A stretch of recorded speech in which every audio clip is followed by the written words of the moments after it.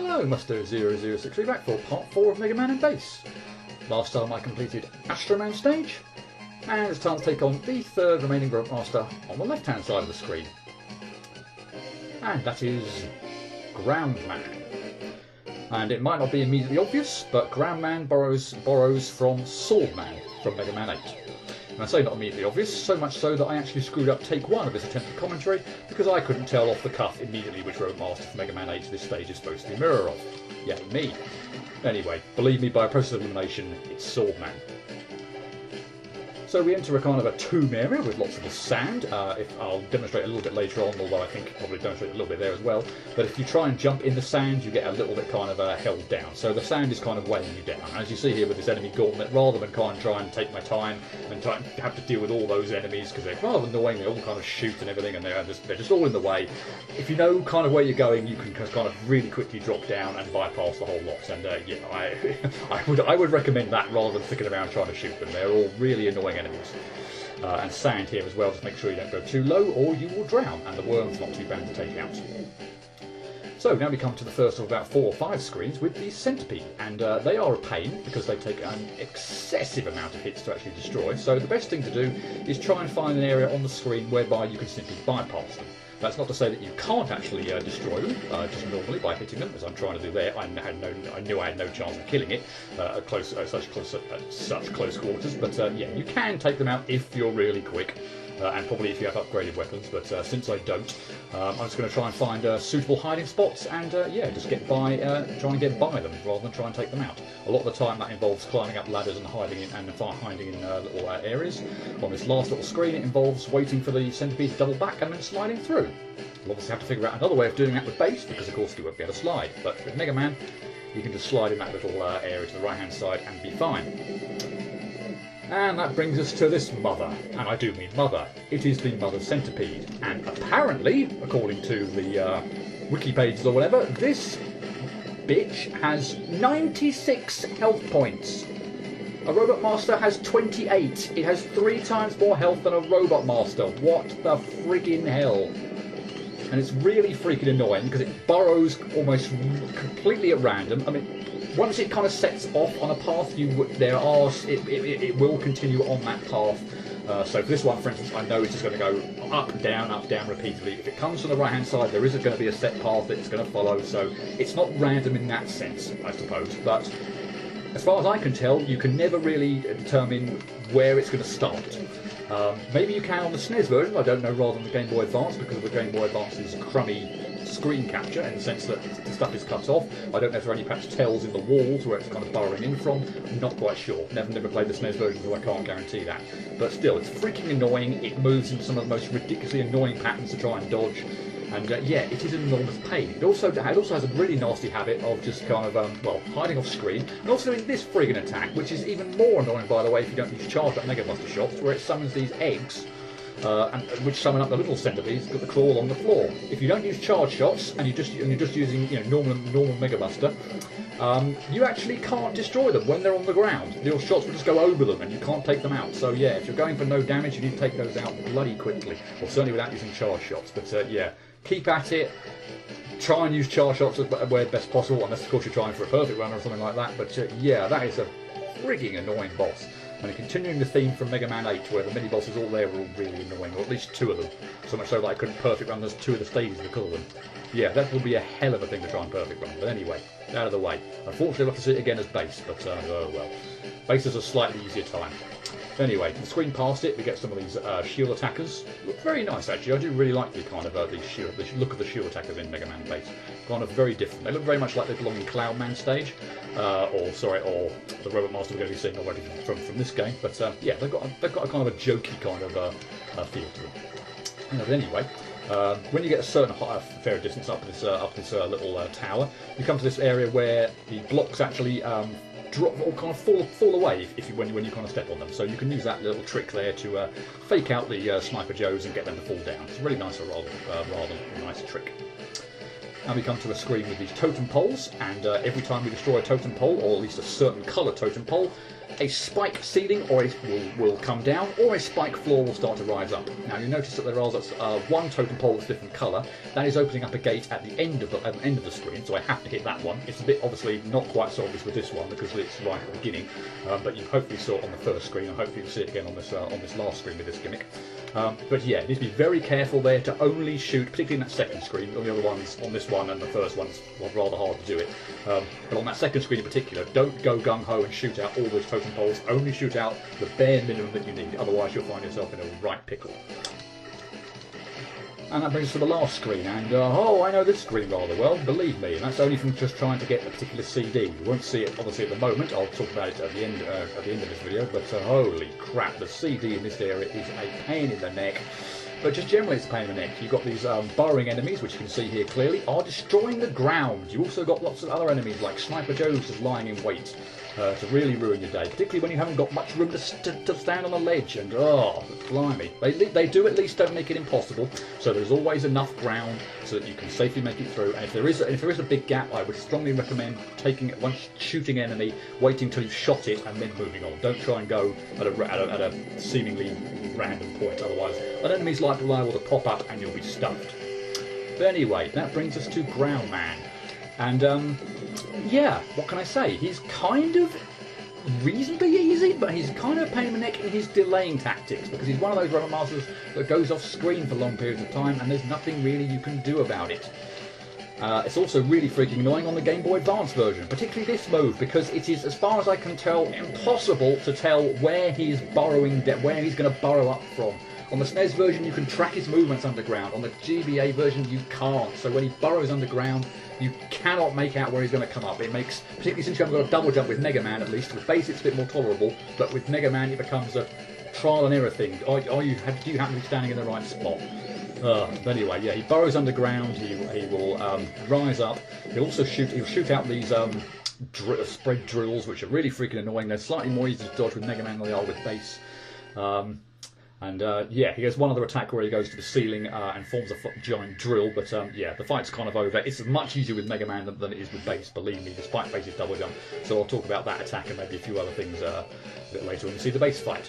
But anyway, for beating Ground Man, we get Spread Drill, which is actually rather a nice weapon.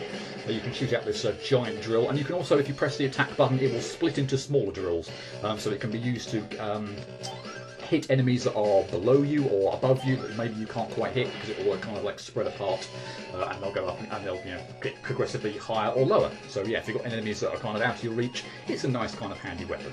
It's also very useful for destroying certain blocks, much like the fire weapon we've already seen. But yeah, we'll also see the Spread Drill being used for that purpose as well.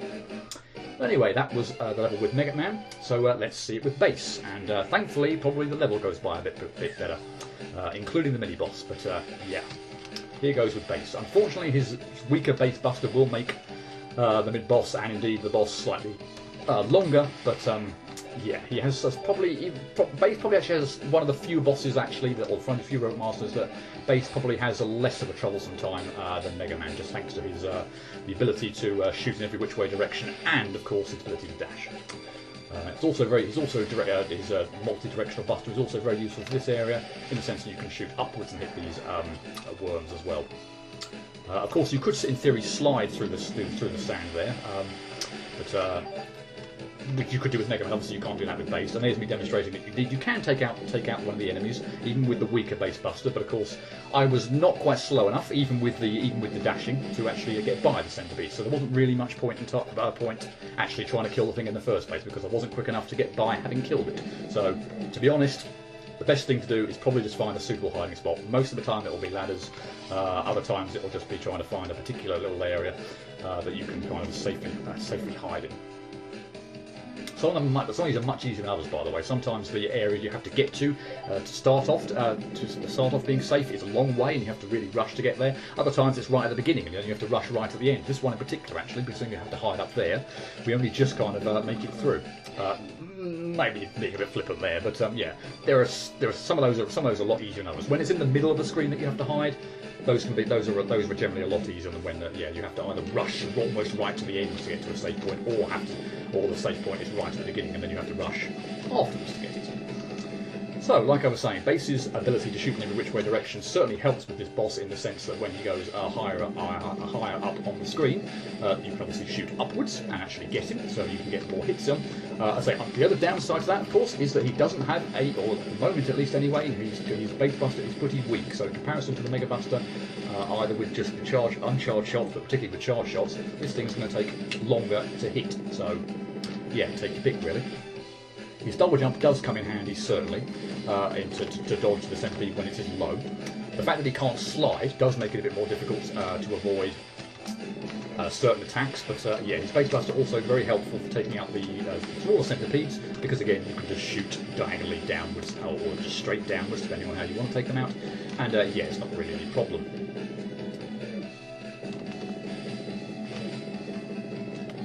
I seem to be doing a really stupid thing a lot of the time, in terms of, you probably noticed a few times, that I've stood right in the bloody middle of the screen, waiting for an attack, or waiting for him to move. That clearly is not a good idea, because when he when the mother centipede summons the eggs, she comes up. Yes, she comes up. Comes down from the top of the ceiling, and that's no worry. But the base or her bottom, if you will, or tail, comes right from the middle of the bottom screen. So I'm getting hit by that. So yeah. Don't do what I did. The best, clearly standing in the middle of the screen, waiting for her to burrow through, is not a good idea. And there's me screwing up wonderfully, by the way, the drop-down idea with these platforms. I've dilly-dallied on that platform too long. Tried to fake out the Sniper Joe, and yeah, fell through myself. But yeah, it's certainly possible to, and it's certainly easy with Base. Although I still managed to mess it up there, to yeah, fake out the Sniper Joe and not even fall down yourself. But yeah, I somehow made a mess of it, despite a double jump. Yay! So, similar process here. There is actually an alternate path that Base can take, but I will show that off later, because its primary function is to collect some CDs, which I'm not doing in the main playthrough. I'll do that as kind of a secondary thought, or do that afterwards. But yeah, so we're going to take the same route. It's a little bit easier to get through this one with Base, to say that you can kind of like I can do that a bit quicker by jumping up and make sure I hit that totem pole that was kind of initially up on the left-hand side there at the top of the screen. Without having to worry so much about how many shots I had to layer on, so that I wasn't down on the middle area where the spike floor would have killed me. Also, I can be a bit more safe with the double jump ability, or basic double jump ability, to get by the final jump there. Mega Man has to be a little bit more careful. Don't take that one for granted in Mega Man. And Base's ability to double jump certainly helps here. If you feel like the platform underneath you is kind of giving way, or indeed you get hit and get knocked back, and it looks like you're going to go into a pit, Base's double jump will be immensely helpful to save yourself. It also, if you're good enough, or indeed brave enough, you can use his dash and jump and double jump at the same time to really kind of make a lot of progress through this level. So I think I kind of try and make it. Well, actually, I don't make use of it here. I thought I would actually do that, but apparently not. I was content just to piddle around, take my time, and yeah, waste everybody's time. Yay! Now I know what you're thinking. You probably saw Ground Man, the Earth there, Underground Man, burrowing. Yes, when he is just going horizontally, that's the case, but not now, not during this attack. It is so hard, if indeed at all possible, really enough to react in time to where he's popping up. At least on the GBA version. The SNES version, I think it's much more obvious. But yes, GBA version, blur. Anyway, these bloody drills are hella annoying to dodge with Base, because he cannot slide. If he does it kind of in the middle and then they split apart, yeah, I'm not quite really sure ultimately how Base can really go about, or a good way for getting through that. So the Mega Man slide ability, it makes dodging those quite easy provided they're not so low. And if they are low, then you can probably not shoot the drills and then just jump over them. But anyway. Other attacks I should be talking about. So this one, Ground Man will go to the top of the screen, and 3 times he will just shoot out this giant drill. And this hurts like hell if it hits you. For goodness sake, stay away from that. And I think he's going to, for a large part of the rest of the fight, he's going to start spamming it just to be really freaking annoying. See again those drills. I'm not quite sure how on earth with Base I was supposed to dodge that. There I could have dodged that one because I could have stayed low and I would have been fine. He shot them high, but I was preempting that it would have gone low, and I lost out on the 50-50 blur. Which of course I'm bound to do because that's just me. But yeah, this attack, particularly when he spams it with Base, is really freaking annoying. I don't mind it with Mega Man. I really shouldn't mind it with Base, but again, it's this having to dash with Base on the keyboard, in like pressing the button in quick succession twice. It's really freaking annoying. I don't mind it with Mega Man when he slides. That's fine. But yeah, doing the trying to dodge this attack by double tapping the button to dash is kind of freaking annoying. One other attack, by the way, which I haven't talked about, is that he transforms into a tank and kind of goes along the floor. It's very easy to dodge with base because his double jump ability means that I messed up my dash C, by the way. It's very easy to avoid with base because his double jump can just kind of get you out of the range of the his range. But with Mega Man, just be a bit more careful. Yeah, that took a bit longer with base. So it's all about just preferences really here. Because you're able to hit Ground Man probably a bit more easily. Or with base again, just because he can shoot in every which way direction, and some of the attacks are easy to dodge. The bit where Ground Man goes underground and borrows up is easier to dodge with base, particularly with the Game Boy Advance. You don't really know where he's going to borrow out from. Having said that, the spread drill attack is a pain in the neck to dodge with base. So yeah, take your pick really. And base, of course, gets a differently coloured spread drill because reasons.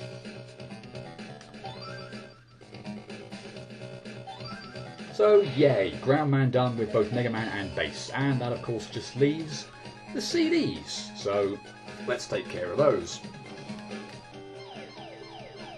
And we'll start off at the beginning with Mega Man, because he's got a few CDs right up close to the beginning. And the first one is indeed in this very room. So we'll just take out all the enemies first of all, just to make sure we're in a safe environment. And then this little area down here, you can slide in with Mega Man. Hidden CD, you can't really see it, it's behind that sand pillar, but yeah, little nook there, so yeah, just you have to be with Mega Man to get that. Again, base won't be able to slide in there. This one you can get with either Mega Man or base. Base's double jump would certainly get you past that sand because it's pushing you down, but as you can clearly see, there is a ladder, or as you can't actually clearly see, but there is a ladder on the left-hand side of that sand area, so you can use Mega Man to climb that. And hopefully you caught the sparkles there, so yeah, it's time to get Rush Search out and we'll dig for our third CD. So yeah, a lot of CDs right at the beginning. And before we cut to the next one, you'll see me get absolutely owned by a Met here. Wonderful, lovely, terrific. Love the Met just dropping on my head like that. Another CD there, by the way. It's a bit hard to see because I've got it straight away, but yeah, there was a full CD there. Sorry, I was getting ahead of myself. And again, take out the thing. Managed to actually take out the enemy there without getting hit. Wonderful. Now I dropped down there because hopefully you saw the sparkles, because when you enter the room the sparkles appear. So if I hadn't dropped down there to actually quickly enough, you might have missed the sparkles there. So yeah, kind of freaking annoying one, and very easy to miss this one, because if you enter the room and don't see that too quickly or that quickly, then you will miss that CD because you won't see the sparkles there. Yeah, kind of a freaking annoying one, that one. And there's me actually successfully managing to pull off the drop down the sniper jet. Yay! And yeah, in case you were wondering what this area was for, I skated over it, or in fact didn't even mention it in either Mega Man's or Base's part. Yeah, it's a fairly long drop. And yeah, there's a CD there. There's an extra life in that treasure chest. That treasure chest is always a fake one. It will always try and attack you. But yeah, get out the flame weapon again, burn the wall, and in the last treasure chest there's a CD. And why not? I'll make you watch me getting out. Kind of fun, that one, actually. But we've got a few CDs, or one CD here that I'm going to also get with Mega Man as well. These ones, again, you could get with either character. You could also do this in a number of different ways. So there is an item in the shop, and we're going to use that in order to get another CD called Spike Guard, which will enable you to bypass one set of spikes, or a hit from a certain set of spikes. But what I like to do for this CD is get out this lightning bolt, which I'll say I won't spoil whose weapon it is. But if you just repeatedly spam it, it will clear all the totems, and amazingly enough, during that sprite animation, you don't get hit. So yeah, wonderful. And then this CD, holy crap, who the hell at Capcom thought this was a good idea? So basically you have to absolutely mad dash rush through this section. You then have to probably want to use Lightning Bolt. You can see where the sparkles are there. So I want to clear out that Sniper Joe as quickly as possible. And then I've got to be very, very quick. I've got to take out that sodding burrowing enemy. And then I've got to step Rush Search away and got to protect him. Again, if that mole enemy keeps spawning in, if that mole enemy hits Rush, Rush will get knocked back, the ground will go away, and you've completely lost your chance. That is an absolutely horrendous CD to get. Believe me, the absolute hardest in the game without any shadow of a doubt. But anyway, those were Mega Mans, and that brings us to bases. And if you're wondering that I killed that enemy a lot quicker, then yes, I have indeed got an upgrade for base. But yeah, we'll leave that for another point in time. But yeah, base at the moment is a lot stronger. And you can see that CD that I got there. You could, in theory, get it with Mega Man with a safeguard, but yeah, it's generally just much easier to just yeah, the base's double jump ultimately will be really easy to get that CD. So we're back into the totem pole area, and I'm actually going to have to do a detour here because there's two kind of paths I want to take. So first off, I want to show off getting this the CD that we probably previously saw here. So what I'm going to do is get the spike wall as far away as possible, and then with spike guard, as I say, it will protect you from a hit. I can dash through with base and then dash out, and everything's fine. But there is a additional path here with base. It's very well hidden, or maybe it's not on the SNES version, or the GBA it certainly is. There's a totem pole there in the ground that you can hit, and a ladder, not just a pit. So yep, that's my mucking around there. You have to actually climb down the ladder. But yeah, here's a little secret area. And again, it's only accessed with base because he can Mega Man won't be able to shoot down. So there's a treasure chest there. So shoot that, and yeah, the CD's waiting for you there. So you drop down now into this area, and a whole bunch of treasure chests again. Basically, just shoot the whole lot. Some of them again will be fake. Watch out for the worms. It was a bit hard to see there, but there was a treasure chest there as well. I shot it off screen. Apologies for that. But there was a last treasure chest at the end of there. I also thought that might be a little area in the floor there that I was just curious about, but clearly there's nothing there. So anyway, yeah. And if you go that route, you come out here. So you avoid most of the other totem pole screens, and yeah, you come out in the final screen just before the Robot Master. And if you're wondering why I'm jumping around manically here with base, it's because I completely forgot exactly where this little hidden area is. So yeah, you can see there's a ladder up there, and you can't just double jump up to get it, you have to dash double jump up to get that little bit of extra height. So yeah, two treasure chests there. First one's fake, second one has a CD, and that's it. Those are all the CDs, and that is indeed the end of this part. So yeah. As I go to, I think I make my way to the boss gate, but yeah, that's all there is for part 4. Oh, and yeah, I utilised my super ability to get past that area really quickly. But yeah, anyway, end of part 4. Hope you enjoyed it, and I shall hopefully see you next time for part 5. Cheerio.